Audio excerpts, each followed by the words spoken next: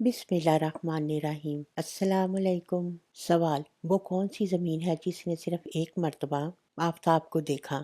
جواب: مدین سے واپس آ کر حضرت موسیٰ علیہ السلام 40 سال تک فرعون اور فرعونیوں سے مقابلہ کرتے رہے، ان کو مختلف معجزات کے ذریعے دین حق کی طرف بلاتے رہے۔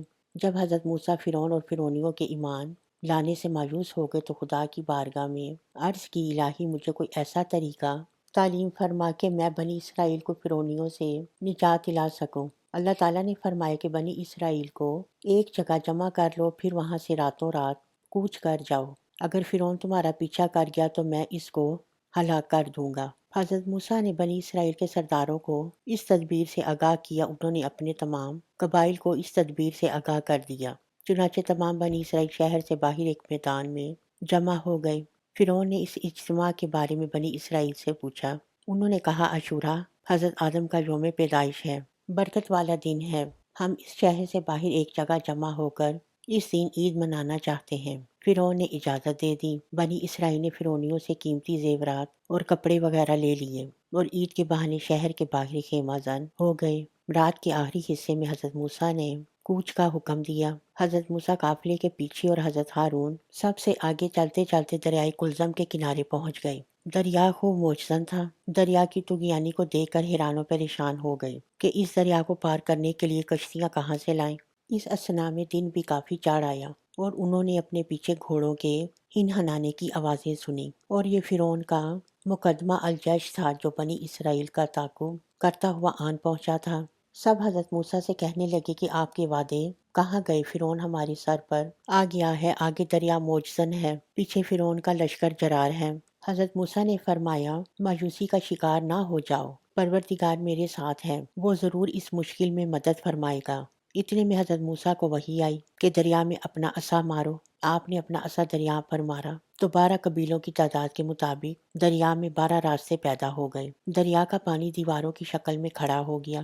حضرت موسیٰ نے بنی اسرائیل سے گزرنے کو کہا، لیکن وہ ضعیف ہونے کی بنا پر ہمت نہ کرتے تھے اور کہتے تھے کہیں ایسا نہ ہو کہ ہم دریا میں جائیں اور پانی کی دیواریں آپس میں مل جائیں۔ سب سے پہلے حضرت یوشع نے اپنا گھوڑا دریا میں ڈالا، بعد ازاں حضرت ہارون نے، پھر تمام بنی اسرائیل دریا میں اتر گئے۔ اللہ تعالیٰ نے آفتاب اور ہوا کو حکم دیا، انہوں نے 12 راستوں کو خشک کر دیا۔ دریا کے وسط میں پہنچے تو انہوں نے کہا، موسیٰ ہمارے وہ بھائی جو دوسرے راستوں پر چل رہے ہیں وہ نہ جانے سلامتی کے ساتھ جا رہے ہیں یا ڈوب گئے ہیں۔ اس پر حضرت موسیٰ نے دعا مانگی تو خدا تعالیٰ نے اپنی قدرت کاملہ اور حکمت بالغہ سے پانی کی دیواروں میں بڑے بڑے سوراخ کر دیے، جن سے یہ اپنے بھائیوں کو دیکھتے جاتے تھے، یہاں تک کہ دریا کو عبور کر گئے۔ اسی اثنا میں فرعون کا لشکر بھی دریا کے کنارے پہنچ گیا اور دریا میں راستے بنے دیکھ کر حیران ہو گیا اور اپنے لشکر سے کہا، دیکھو میرا اقبال کہ دریا میرے لیے پھٹ گیا ہے تاکہ میں اپنے بھاگے ہوئے غلاموں کو پکڑ سکوں۔ اگر یہ بنی اسرائیل غرق ہو جاتے تو میرے سارے کام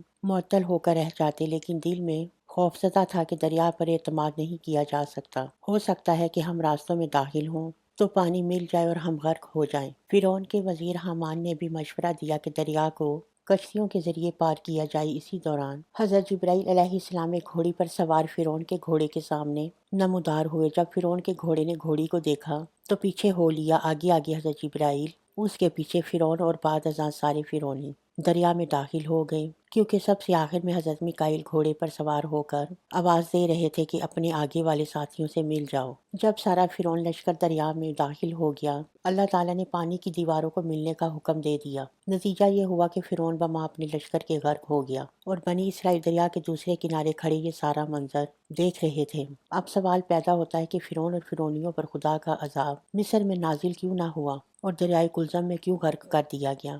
اس کا جواب یہ ہے کہ فرعون نے خدائی کے دعوے سے قبل ایک مکان بنایا تھا اور اس کے بیرونی دروازے پر بسم اللہ لکھی تھی۔ جب خدائی کا دعویٰ کیا اور حضرت موسیٰ علیہ السلام نے اسے تبلیغ اسلام کی تو اس نے انکار کر دیا اور آپ کی تبلیغ کو قبول نہ کیا۔ حضرت موسیٰ نے فرعون کی ہلاکت کی دعا مانگی۔ وحی آئی، اے موسیٰ یہ ہے تو اسی قابل کہ اسے ہلاک کر دیا جائے، لیکن اس کے دروازے پر بسم اللہ لکھی ہوئی ہے، جس کی وجہ سے وہ عذاب سے بچا ہوا ہے۔ اسی وجہ سے فرعون پر گھر میں عذاب نہ آیا بلکہ وہاں سے نکال کر دریا میں ڈبویا گیا۔ مصر میں حضرت یوسف علیہ السلام کے بھائیوں کی قبریں تھیں۔ ان اولیاء کرام کی قبور کی برکت مانیہ تھی کہ مصر میں فرعون پر خدا کا عذاب نازل ہو، اس لیے عذاب کے وقت اسے مصر سے نکال کر دریا میں غرق کر دیا گیا۔ ایک مرتبہ جبرائیل امین فرعون کے پاس آئی اور کہا، اے بادشاہ، میرا غلام ہے جس کو میں نے اپنے غلاموں کا سردار بنایا ہوا ہے اور اپنے خزانوں کی کنجیاں اس کے حوالے کی ہیں، لیکن وہ میرے دوستوں سے دشمنی اور دشمنوں سے دوستی رکھتا ہے۔ فرعون نے کہا، بہت برا غلام ہے، اگر میرا غلام ایسا ہوتا تو میں اسے دریائے کلزم میں غرق کر دیتا۔